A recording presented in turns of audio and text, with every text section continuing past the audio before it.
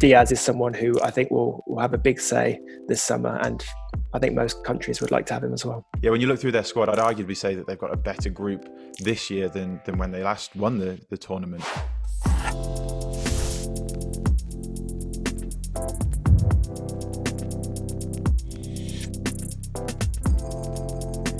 Well, obviously, as the holders, they to some extent will be expected to challenge. I think the squad is good enough to be among the top 3-4 nations in there. Fernando Santos, the manager, has struck a fairly cautious note so far. Obviously, they're in a difficult group, the group of death, we could probably say. They will expect to get out of that, maybe in a sneaky third place or so. So I think thereafter, maybe a quarter-final or a semi-final would probably be about the minimum expectation.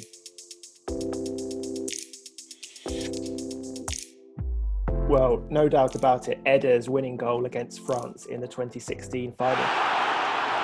A player who had travelled a very strange path really via Swansea. He was labelled the ugly duckling of the squad by his own manager. Barely played the whole tournament, came on in the final. Obviously, Cristiano Ronaldo injured early, coaching the team from the touchlines. France, big favourites on home soil, and Eder scores this fantastic goal. Portugal's players go wild, a sense of disbelief as well as joy. And yeah, I think winning that first major tournament will take some beating in the years to come.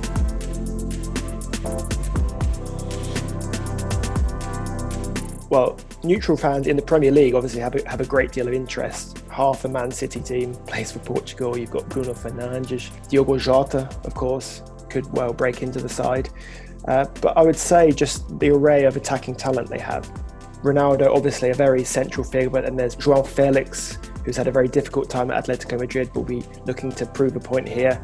Lots of players who can do very creative things, and Fernando Santos, although he hasn't always found a way to get them gelling very slickly, I think we'll hope that some individual brilliance will sway quite a few moments in Portugal's favour. So I'd expect a lot of those players to come up with special moments at the Euros.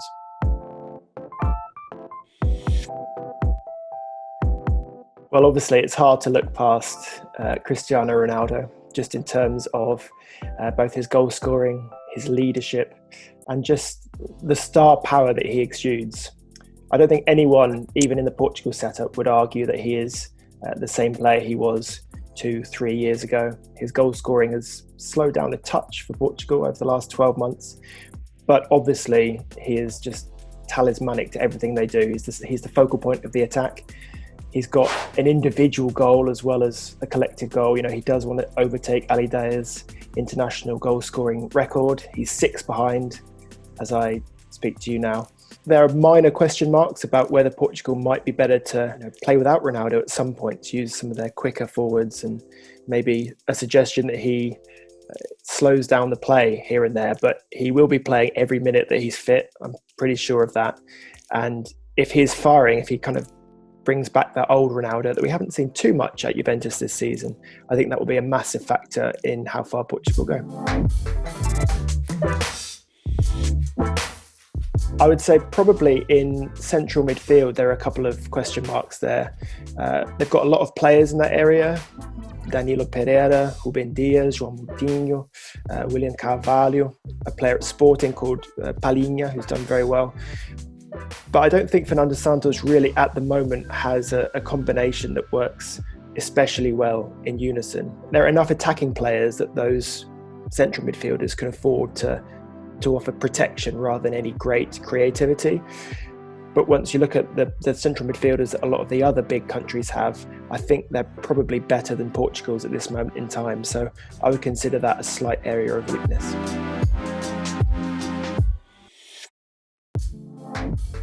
The one I would look at is a left back called Nuno Mendes. He's been playing for Sporting this season. One of the breakout stars in what has been a fantastic season for them, winning the title after many, many years. Very good on the front foot, pacey, powerful, likes to raid down the flank, but also very good defensively. Really good in the tackle, strong. Only 18, he'll turn 19 during the tournament, and I would expect a lot of big teams to be linked with him in the months to come.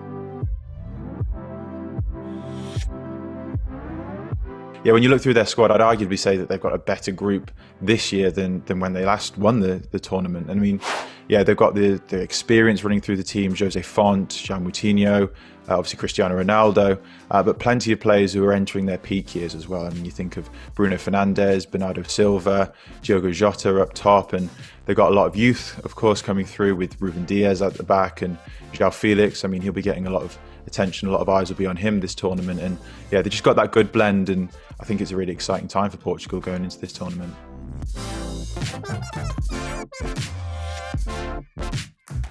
It's difficult this year not to say Bruno Fernandes at Manchester United. I mean, he's been integral to the success that they've had this season, a real creative force. He's got the joint best expected assists per 90 of any player in the Premier League alongside Kevin De Bruyne. So essentially what that is that he's creating chances worthy of an assist once every 3 games. So a really strong return. And of course, we know how good he is from the penalty spot as well. And yeah, I'm sure he'll be wanting to take his club form into his performances on the international stage as well.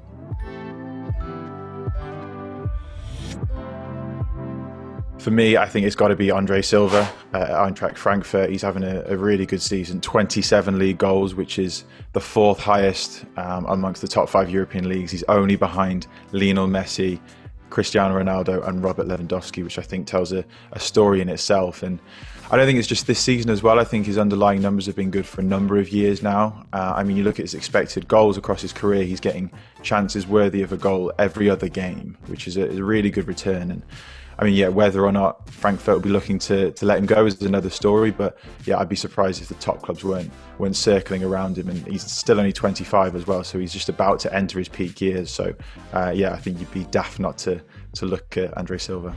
Hello, I'm David Ornstein, and I'm here to tell you what The Athletic has planned across its podcast network during the Euros.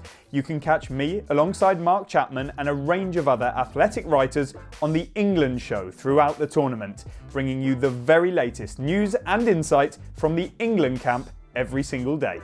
Prior to the big kickoff, we're releasing an 8-part documentary series telling the stories of the past 8 tournaments, starting with the sounds and smells of Euro 88 and finishing in 2016. There'll also be nightly episodes of the Totally Football Show, 9 zonal marking podcasts from Michael Cox's tactics and analytics team, and Adam Hurrey's Football Clichés will take a look at the competition's alternative storylines.